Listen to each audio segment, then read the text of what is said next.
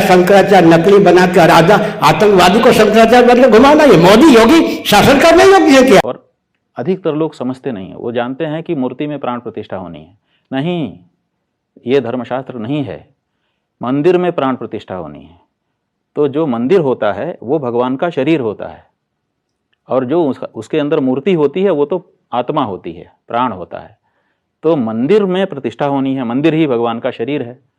अब मंदिर अभी बना ही नहीं, पूरा शरीर निर्मित ही नहीं हुआ, और आप उसमें अगर प्राण डाल देंगे और उसका व्यवहार भी करने लग जाएंगे तो ये कैसे होगा? गर्भ में बालक आता है तो गर्भगृह क्या है? गर्भाशय। हमारी माता का जो गर्भाशय है वो गर्भगृह है। तो गर्भ में गया, लेकिन वो पब्लिक के लिए नहीं हो सकता। अभी गर्भ में बालक आ गया, लेकिन जब तक उसके अंग प्रत्यंग पूरे तैयार नहीं हो जाएंगे तब तक वो संसार में नहीं आ सकता है। तो ऐसे ही गर्भगृह तैयार हो गया, माने गर्भाशय तैयार हो गया, लेकिन पूरा शरीर कहाँ है? और पूरा शरीर बनने में अभी देरी है। तो वो देरी कोई देरी नहीं है, क्योंकि निर्माण निरंतर चल रहा है और बड़ी तेजी से चल रहा है। तो आज नहीं तो कल हम उस लक्ष्य को प्राप्त कर ही लेंगे, और फिर उसमें हम धूमधाम से प्रतिष्ठा करें, किसको ऐतराज हो सकता है?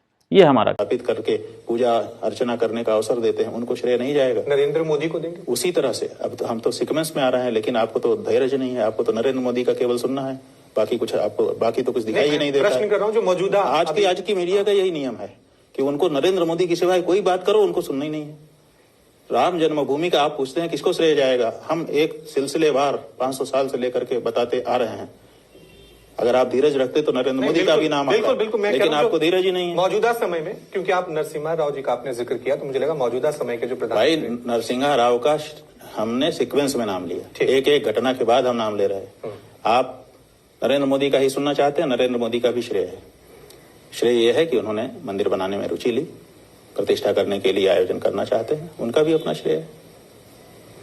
और बाकी कई हम जिनका कहना चाहते हैं उनका छूट गया। नहीं, आप कई हम नहीं कहना चाहेंगे। राम जन्मभूमि तीर्थ के नाम पर मोदी एक स्मारक ही बनाएगा, क्योंकि मोहन भागवत ने कहा था कि हम उनको एक महापुरुष मानते हैं, और महापुरुष का स्मारक बनता है, मंदिर नहीं बनता है। तो मंदिर का अगर ये नाम देते हैं तो उसमें अक्षरधाम या इस्कॉन जैसे मंदिर की बात करेंगे, जैसे कि हमारे सनातन धर्म के मंदिर होते हैं जिनमें भगवान को जगाया जाता है, जिनमें भगवान को भोग लगाया जाता है, जिसमें भगवान को सुलाया जाता है, पूजा पाठ की जाती है, वैसा मंदिर ये लोग बनाने वाले नहीं हैं। ये धोखा हमारे लोगों के साथ हो रहा है, और इसमें सरकारी कर्मचारी सम्मिलित हैं। इसलिए लगता है कि धर्मनिरपेक्ष सरकार मंदिर बना ही नहीं सकती, ये संविधान के विपरीत है। इसलिए ये स्मारक ही बनाएंगे, नाम चाहे जो भी दें। तो ये हिंदुस्तान, ये जो सनातन धर्मी लोग हैं, वैष्णव लोग हैं, उनके साथ धोखा है।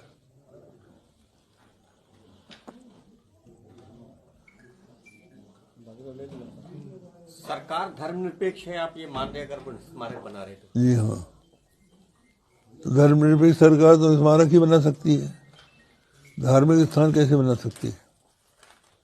इसलिए वो स्मारक ही बनाएगी।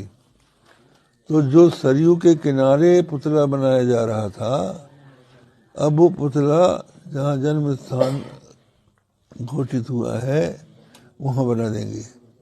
रामलला वहाँ से अब हटेंगे, इसलिए वहाँ का पुजारी हटा दिया गया है। भगवान शंकराचार्य के बाद के 4 शंकराचार्यों ने जब देखा कि खानदानी क्षत्रिय दिशाहीन हो गए हैं, सनातन मान बिंदुओं की रक्षा के लिए उन्होंने नागा सैनिक को उद्भाषित किया। मैं बड़े लाड़ प्यार से अपनत्व से पूछना चाहता हूं, वो नागा सैनिक अपने लक्ष्य पर अडिग हैं, करोड़ों किलोमीटर दूर भटक गए, बहुत दूर चले गए। अब भटकने का ज्ञान होने पर भी सही मार्ग पर आना नहीं चाहते। एक हमारे सैनिक कौन? खानदानी क्षत्रिय तो दिशाहीन हो गए, वैकल्पिक क्षत्रिय के रूप में मान 4 शंकराचार्यों ने अखाड़ा परिषद नागा सैनिक को उद्भाषित किया। आज नागा सैनिक हैं लक्ष्य से सुदूर। 300 वर्ष पहले मान्य गुरु गोविंद सिंह जी ने हिंदू धर्म की रक्षा के लिए खालसा पंथ बनाया और लाखों की संख्या में विश्व में सिख हैं, सैनिक हैं, लेकिन सनातन मान बिंदु की रक्षा के लिए नहीं है। दूसरे सैनिक भी हमारे साथ नहीं।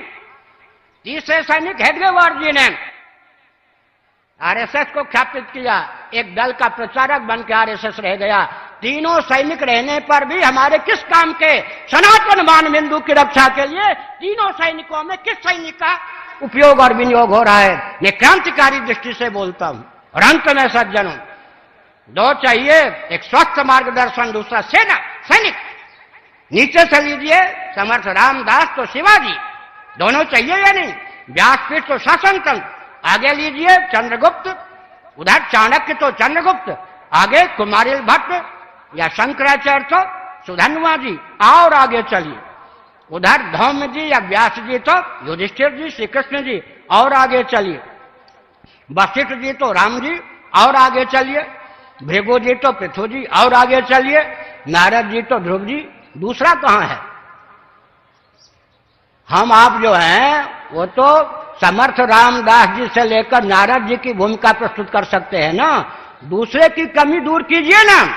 हम अहिंसा के पक्षधर हैं, लेकिन बौद्धों की झूठी अहिंसा ने देश को गर्त में डाल दिया। गांधी जी की झूठी अहिंसा ने भारत को गर्त में डाल दिया। हम छात्र सेना, छात्र संघ के समय छात्र बल के पक्षधर हैं। अरे राजनीति का अर्थ होता है छात्र धर्म। राजनीति और राजधर्म पर्यायवाचक हैं या नहीं? उसका एक नाम होता है दंड नीति, उसका एक नाम होता है अर्थनीति।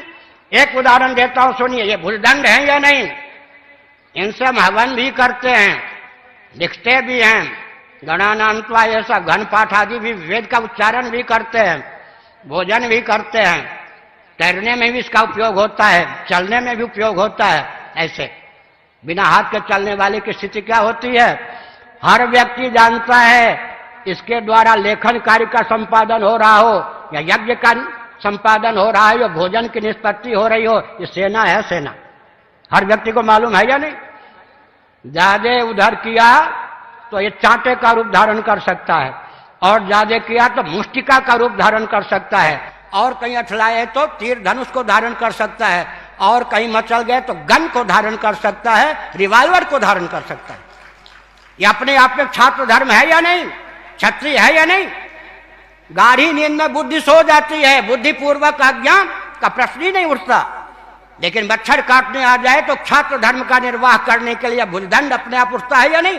परंपरा प्राप्त निसर्ग सिद्ध संस्कार संवेद या भुजदंड अपने आप पहुंच जाता है।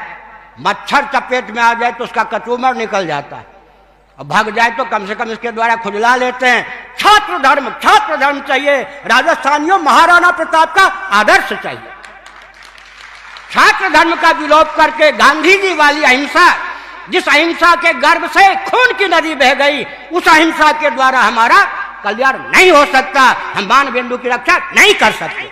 हमको छात्र धर्म चाहिए, छात्र धर्म चाहिए। राजधर्म का अर्थ होता है, राजनीति का अर्थ होता है राजधर्म, राजधर्म का होता है छात्र धर्म।